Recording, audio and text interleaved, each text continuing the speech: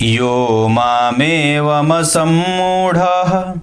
जानाति पुरुषोत्तमं स सर्वविद् भजति मां सर्वभावेन भारत।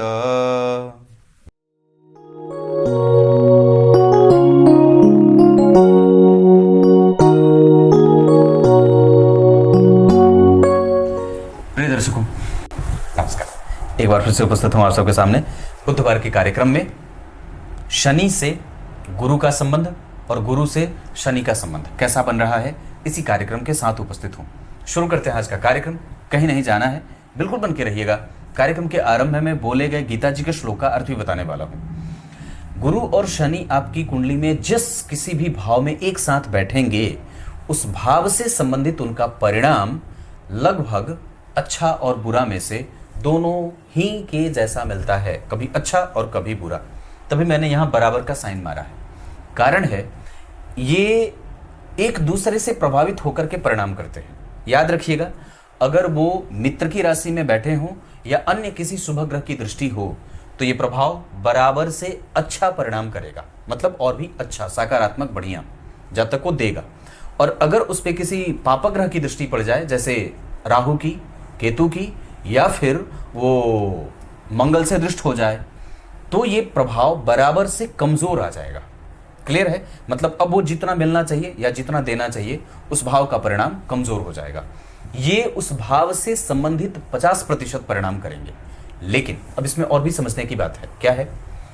अगर वहां कोई भी ग्रह इनमें से एक कोई उच्च का होकर के बैठा हो, तो उसमें दूसरे वाले ग्रह का भी बल बढ़ेगा। और अगर कोई एक ग्रह वहां नीच राशि में बैठा हो, नीच का होकर के बैठा हो, तो दूसरा ग्रह भी प्रभावित होगा। क्लियर है? अगर एक नंबर में बैठेंगे तो शनि चूंकि नीच के होंगे, तो गुरु भी प्रभावित होंगे, भले अपने मित्र की राशि में बैठे हैं।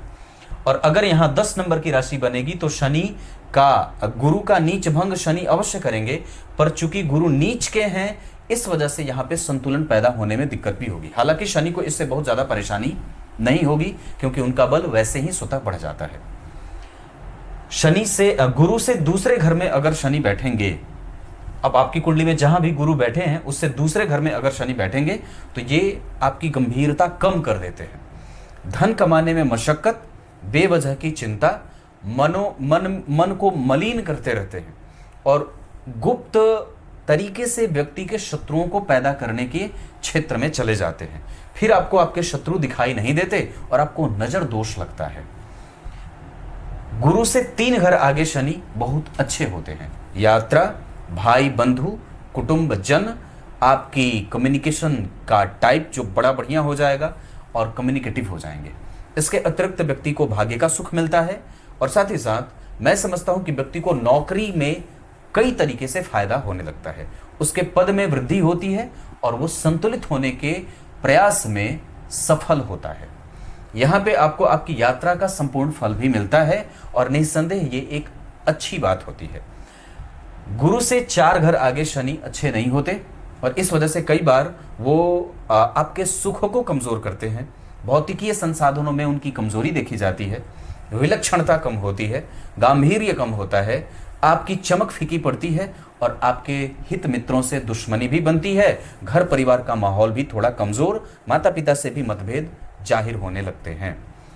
गुरु से 5 घर आगे शनि बहुत अच्छे होते हैं।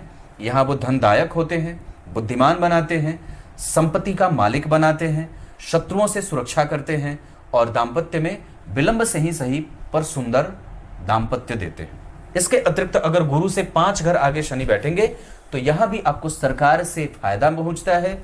सरकारी तंत्र आपके लिए हमेशा ही नुकसान कभी भी नहीं करता, उसका लाभ मिलता रहता है। दाम्पत्य में अच्छा फायदा देने के बाद ये आपको संतान से भी कई तरीके से फायदे देते रहते हैं। संतति उत्कृष्ट होती है, वो समाज में और देश में नाम करने वाली होती है, और वो अपने पिता से ज्यादा फायदा कमाती है और ज्यादा यश प्राप्त करती है। गुरु से 6 घर आगे शनि अच्छे होते हैं। ये नौकरी, पेशा, व्यापार, व्यवसाय, रोजगार आदि के लिए समुचित होते हैं। इसके साथ साथ व्यक्ति के जीवन में कभी भी प्रमाद नहीं होता और वो पंक्चुअल होता है। इसके साथ साथ आयु का सुख भी मिलता है और कई बार व्यक्ति को वैमनस्य करते बिल्कुल भी नहीं देखा जाता है। वो हमेशा ही न्याय प्रियता के साथ अपना जीवन दूसरों के साथ रह करके जीता है और हमेशा अपनी बात को पहले रखने की कोशिश करता है, पर न्याय प्रिय होता है।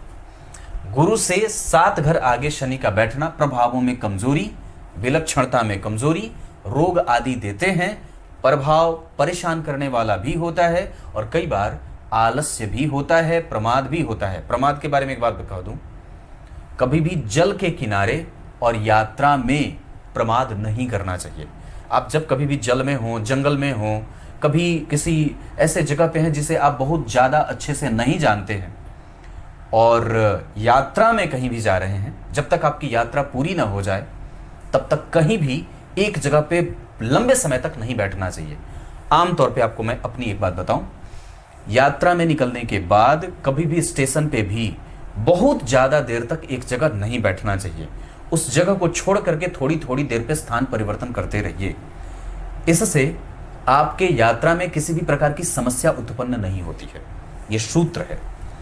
गुरु से 8वें घर के शनि रोग व्याधि देते हैं। वो कई बार आपको उलझाने वाली स्थितियों में ले जाकर के बिठा देते हैं। आपके जीवन की समस्या खत्म होने का नाम नहीं लेती और कई बार आप उसमें परेशान और चिंतित होते रहते हैं। बेवजह आपको आर्थिक नुकसान भी झेलना पड़ता है और नौकरी आदि में दिक्कत भी होती है।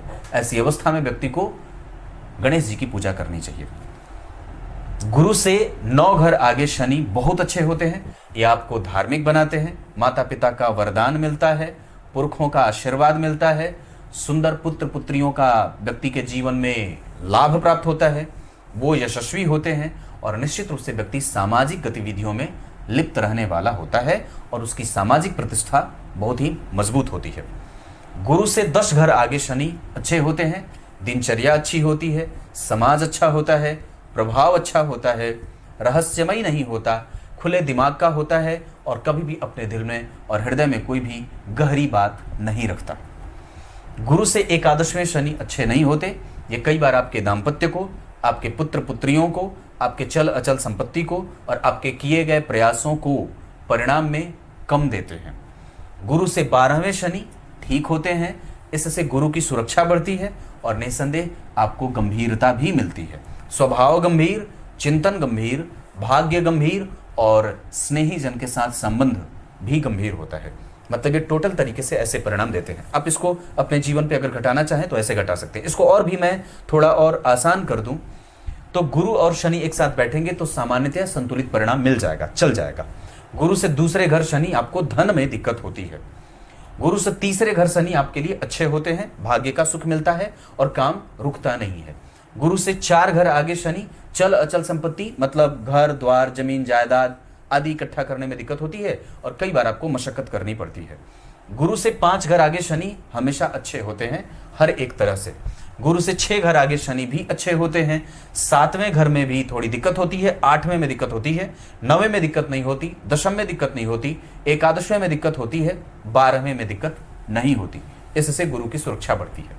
अब आइए आपको गीता जी के श्लोक का अर्थ बता देता हूं। गीता जी के 15वें अध्याय के 19वें श्लोक में भगवान ने बात कही है। क्या कही है? 5वें अध्याय में भी यही बात की है उन्होंने। बहुत पहले मैंने बताया भी था कि आपके द्वारा जपा गया कोई भी मंत्र और कोई भी पूजा सब के सब भगवान नारायण को समर्पित होते हैं। तो जो पुरुषों में उत्तम है, जिसके लिए सारे मंत्र हैं और जो स्वयं मंत्र बनता है, स्वयं अपनी पूजा किसी के माध्यम से अपनी ही करवाता है, स्वयं उपस्थित होता है उसके हृदय में और स्वयं पहचानने की शक्ति देता है, तो जो वो मुझे पहचान लेता है वो निश्चित रूप से मेरा ही होता है, वो मैं ही हूं। मैंने क्या बात कही थी कि ईश्वर का नाम लेना अलग से कोई दर्शन नहीं है। ईश्वर का नाम याद आया, भगवान का नाम याद आया, मतलब समझ लीजिए वही दर्शन है, कोई अलग से दर्शन नहीं हुए। विग्रह का दर्शन कर दिया, वही भगवान का दर्शन है। भगवान का नाम ले लिया, भगवान के नाम की याद आ गई, मतलब उनका दर्शन हो गया। याद नहीं आई मतलब धर्म से आप नपुंसक हो। कुछ इसी तरीके से आज के कार्यक्रम का समापन करते हैं। तब तक के लिए इजाजत दीजिए। कल एक बार फिर से उपस्थित होंगे आप सबके सामने। तब तक के लिए बहुत बहुत नमस्कार।